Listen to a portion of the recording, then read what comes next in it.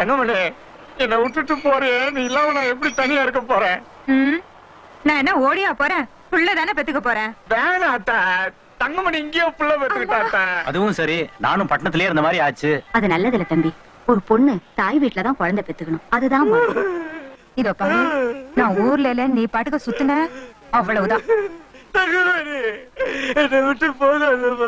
Cigarette குடின்னு ஆரம்பிக்க கூடாது. தங்கமணி சீக்கிரம் வாமா, வண்டி புறப்பட போகுது. நல்லா ஞாபகம் வச்சுக்க, குட்டி கிட்டின்னு சுத்தின பொண்ணு கொன்னுடுவேன். ஊருக்கு போய் கடதாசி போடுற.